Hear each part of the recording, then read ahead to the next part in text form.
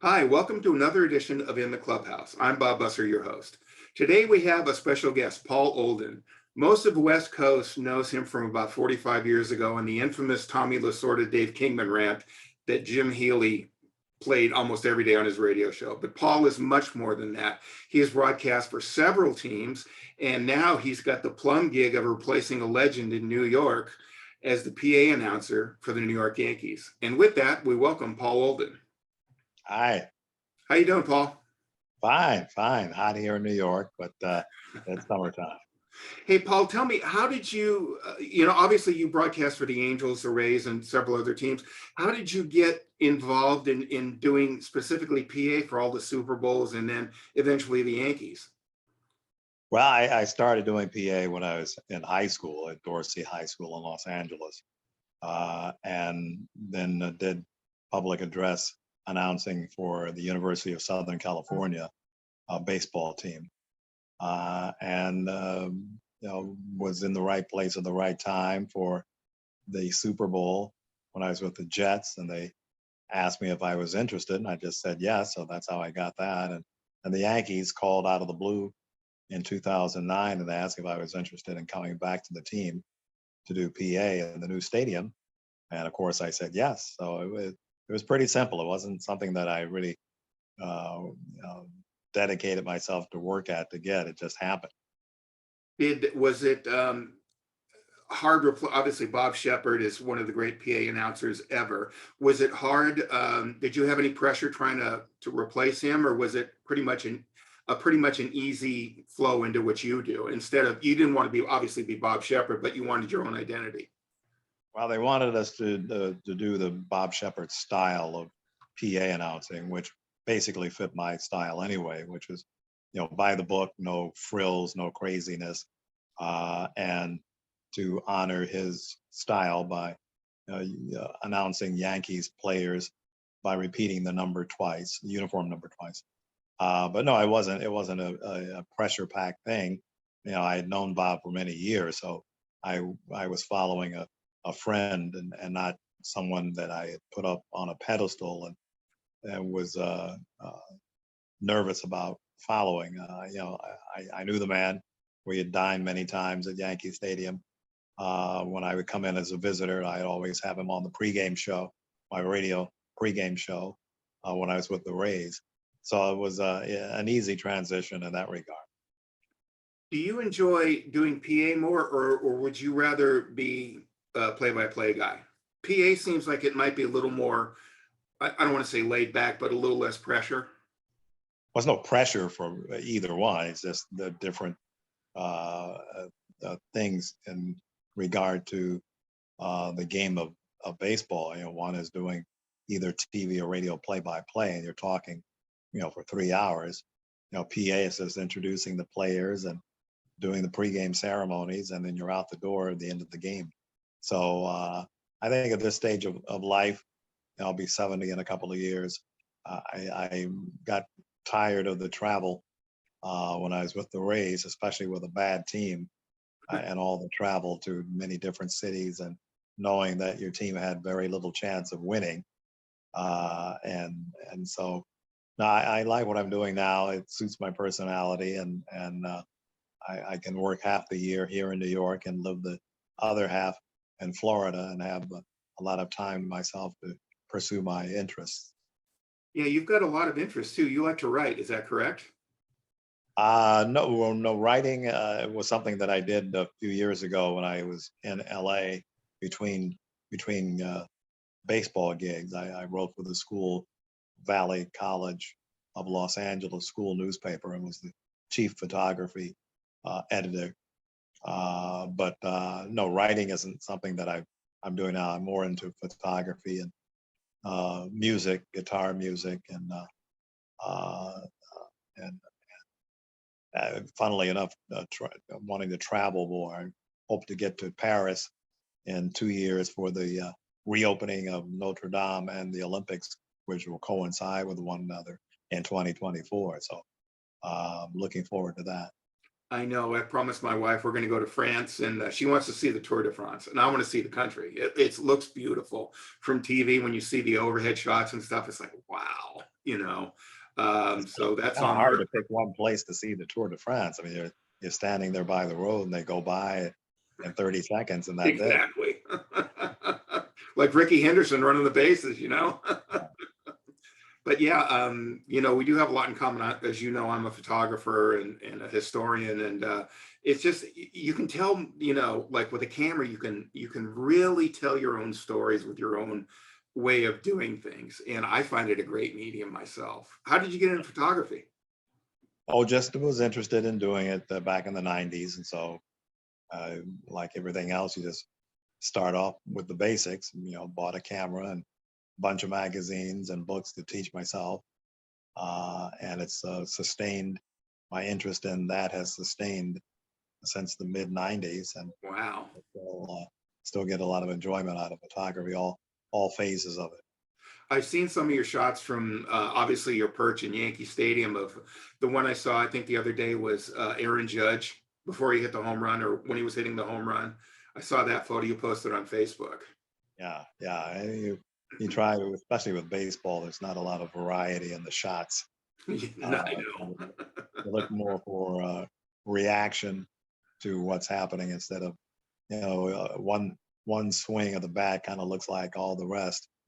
But the individual reaction to those plays is something that you kind of anticipate and know that somebody's going to react. So you just train your camera on that person and hope something happens on the field that will get a reaction out of them that's worthwhile.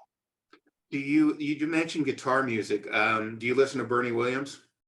Oh yeah, I know Bernie very well, and we talked about playing guitar and our interest in it. So yeah. I was lucky enough. I shot. Have you heard of Nils, the guitar player? He's a jazz Nils guitarist. Lofgren? No, Nils Gipner. He's German. Oh, Uh, okay.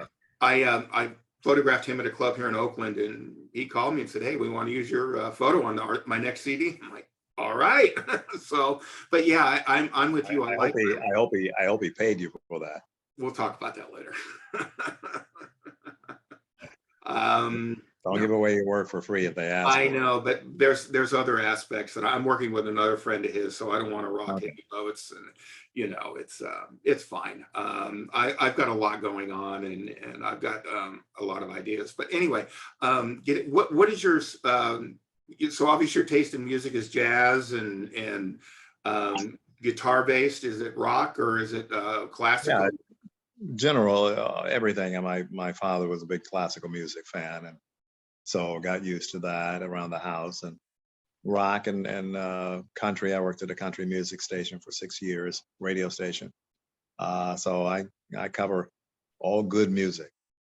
Good man. That I try to teach the young kids, that it's more than rap and hip hop. You got to delve back, as we all know, all rock music is based off the blues, and the blues is some of the best music you're ever going to hear because it's from the soul. It's like good soul food. It speaks to you. At least it does to me. And listening to people like Bernie Williams, you just go, wow, he can hit a baseball and play the guitar. Yeah, yeah, that is impressive. And he dedicated himself. After he retired, he enrolled in college here in New York and spent 4 or 5 years learning composition and technique. So it's not as if he's just a hack player. He's a very accomplished musician. It is. I've heard him. He is really good. There's some baseball players that we're good musicians, and and it's like the old adage. Most rock musicians want to be the third baseman for the Red Sox or the Yankees or whoever, and most athletes want to be Jimmy Page, or John Bonham or Bon Jovi or whoever, and it's kind of weird how music and sports go together in a lot of ways. Mhm. Yeah. Well, I know Geddy Lee of Rush is a big baseball fan. He's Yes. quite often at Toronto games and makes road trips every once in a while, but he's a huge baseball fan. I Have don't you know if he ever wanted to play baseball, but he's got quite a autographed baseballs at his house in Toronto. And he's one of those musicians who appreciates baseball for its finer, more nuanced skills. I agree with him. And, baseball, unlike a lot of other sports, all the baseball parks are different. Everything else in basketball, hockey, football is symmetrical. Baseball is the only sport where it's completely, you've got Fenway Park, you had Yankee Stadium, the old Yankee Stadium, the original, where it was like 8 miles to dead center field, and the monuments of play. They don't have that in other sports. And that's what makes baseball, to me, one of the most unique sports out there. Yes, yes, yes, it is. Now going back to ballparks, what are your favorites? I'd like to find out what other people think. Well, Dodger Stadium is number one on my list since I grew up. I worked there as a vendor and spent many a time and day and night at Dodger Stadium. But Baltimore is nice. Seattle is nice. Um, I kind of like the Oakland Coliseum. I know it's not on a lot of people's top 10 list, No. but when that place is packed and the team is playing well on a nice sunny day, to me, it's a great place to watch a ball game. And quite often, I would rate ballparks based on the size of the broadcast booth with the visiting announcer. So if the booth is big at a place like Oakland, I like it. But if it was, the old Yankee Stadium, the visiting broadcast booth was very small, and so that knocked a few points off for me. But when I worked for the Yankees, the home broadcast booth for television was pretty big, so that scored points for me as well. Do you miss old Yankee Stadium? Do you miss the history and just because when I took my wife there for the first time in 2002, and she walked in, and my wife is a huge baseball fan. She knows more about baseball than most guys I know, and it's honest to God truth. And we walked in, and she looked at me, and she grabbed my hand, and she says, "My God, Mickey Mantle, Babe Ruth played here." She's like Joe DiMaggio, Lou Gehrig, and same thing when we walked into Fenway, Ted Williams played here. It harkens back to a different time. Yes. No, I don't miss it that much because, for the fans, the amenities, it was a pretty cramped place. The upper deck was canted very steeply.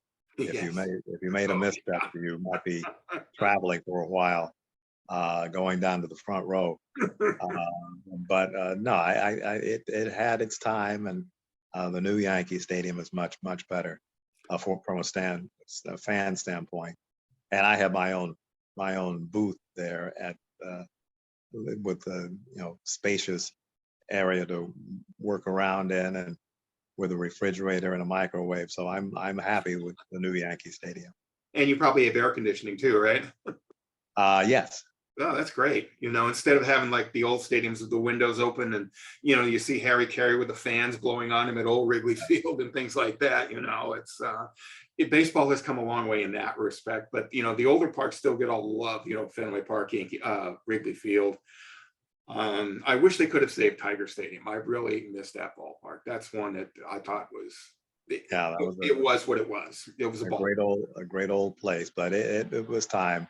Yeah, I was one of the last photographers, and it was very sad to see it decay the way it was. I was in their clubhouse and it was destroyed. It was water everywhere, but the memories. Do you ever think back to when you were a kid, watching the Dodgers and say Drysdale or Koufax is pitching while you're watching a game or anything like that, or even like when you're PA announcing? Do you ever think back to when you were a kid thinking, my God, I never thought I'd be able to do this?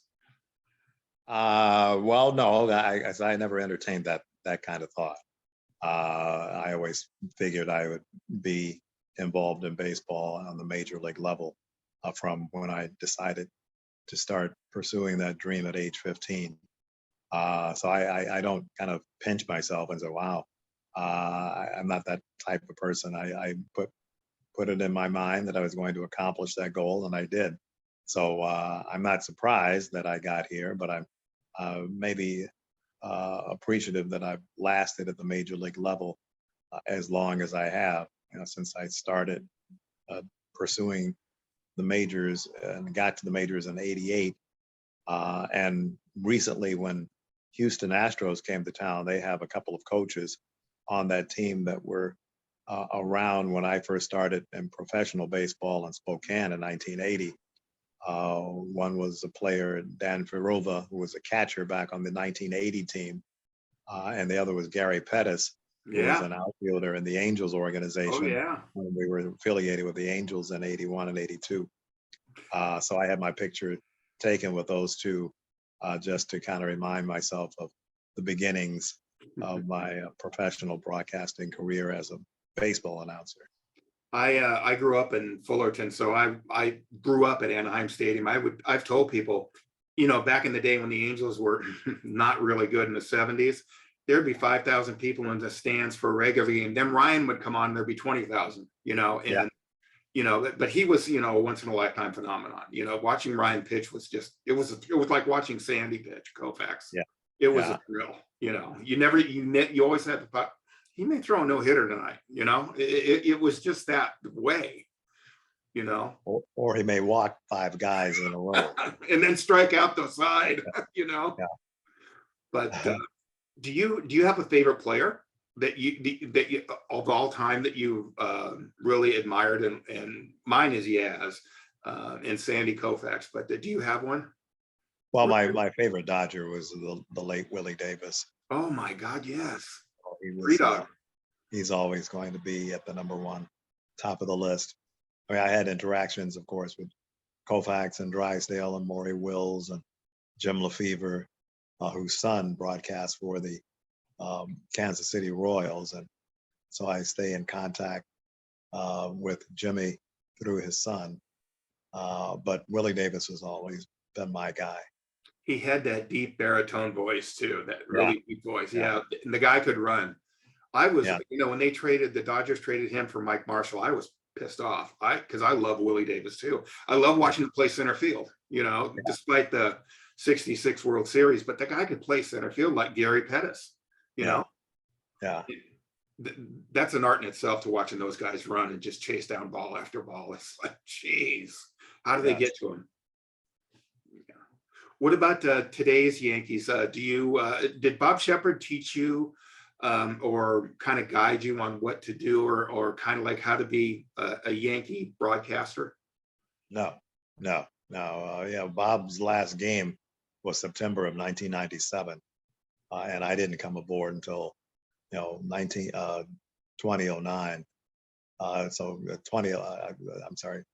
Bob's last game was September of 2007, not 1997. 2007, and so I came by a couple of years later.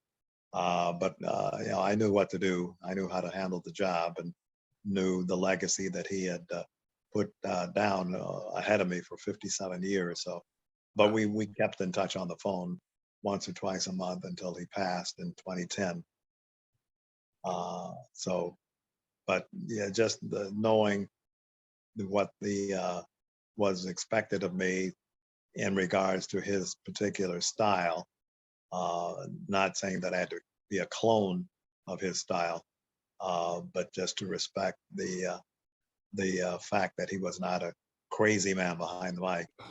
But that was, like I said, was easy for me to do because that's not my style either. You and I are pretty much the same age. We grew up in the same era, and the screaming and the yelling it turns me off. I like guys like Bob and Shermfeller. They just gave you the information without going overboard. And Yeah. I know it's a different demographic now with baseball, but I harken back to the old days.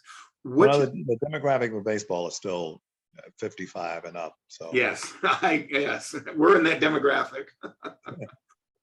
What's harder to do? What was harder was football harder or was baseball harder to do as a PA guy? Which was more, I guess I want to know, which was more, I guess, time consuming, where you really had to concentrate?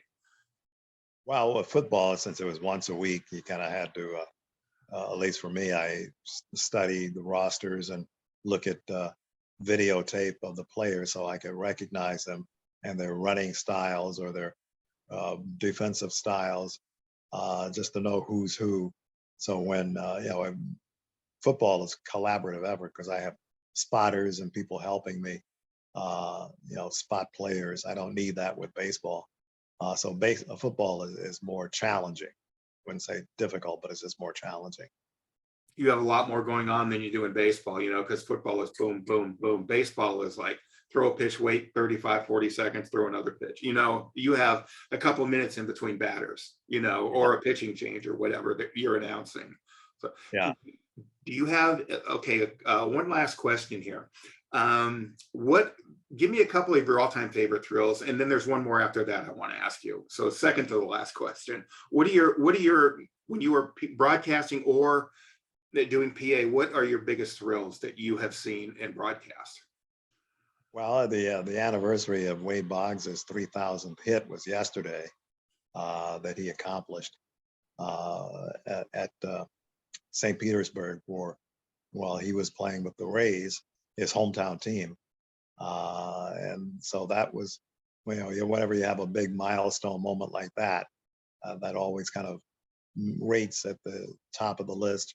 And just being involved in the 2009 World Championship team, and then subsequently riding in the parade, and also getting a World Series ring engraved with my name on it. Those are the highlights of my career, and doing any of the Super Bowls, because it's the Super Bowl. Yeah, exactly. Do you have now? Obviously, you're a Dodger guy, and we just lost Ben, who was my mentor, believe it or not. I think you may have read that post I put on Facebook. But do you have any Vince Scully stories? Well, the one that kind of I mentioned, because it underscores how much of his interest and his kind of wide-eyed attention to things was what he brought to the broadcast. I mean, he's seen a million double plays, but if the million and first double play was something he'd never seen before, he'd make that clear in his voice and inflections. This is back in the mid 70s, when I was covering the Dodgers as a radio reporter, and sitting in the press restaurant. He joined our group of 3 other people at our dining table before a Dodger game, routine game. Maybe it happened in May or June, but he was all excited about something. And so we took the bait and said, okay, what's going on? What are you so giddy about? And he said, well, now I understand what the players are talking about. And he paused. And of course, then we said, well, what are you talking about? He says, well, I test drove a Cadillac today, and it was the best ride I've ever had. Now I know why all the players buy Cadillacs. And he was just so excited about taking a test drive in a Cadillac. But that kind of underscores how, if you take this approach in life, that every life is an adventure, and not to become jaded by even the most mundane things. That's what he brought to the broadcast booth every night for 67 years, that kind of wide-eyed attention to detail, and not having a jaded bone in his body. Did you pick up tips from Drysdale too on broadcasting, or did you like mentor with him, like pick his brain a little bit? Because Don has seen everything too, or had seen everything too. No, I by the time Don took over, I was not in LA anymore. I mean, I left LA in 1980, and so I was gone on my own road to the majors. But I worked with Don's. Well, she was at the time, she was his future wife, Ann Myers, on UCLA basketball broadcasts. But no, I didn't seek out any broadcasting tips from Don Drysdale. You're going to be a hero to my wife because she's a UCLA grad. So, we had season tickets for the Bruins in the late 90s and early 2000s before we moved up here. So, and it was always fun to go to the Rose Bowl and watch the Bruins. And the ironic thing was, when I was growing up, I was a big USC fan. I was always hanging out on the campus. Right. I lived nearby to USC, and of course I did the PA for the Trojans for several years. And I always said I wanted to do the Trojans football and basketball broadcasts. As and it turns out, I wound up doing UCLA's football and basketball broadcasts. I actually went to high school with Keith Van Horn of the Bears, who went to SC, and Hobie Brenner. Hobie Brenner lived right up the street from me in Fullerton. So he Oh was, yeah. I think, a year behind me. But yeah, so that's my claim to USC. And my wife's relatives all went to USC. So it's fun at Thanksgiving time when you know when the game is on, you know.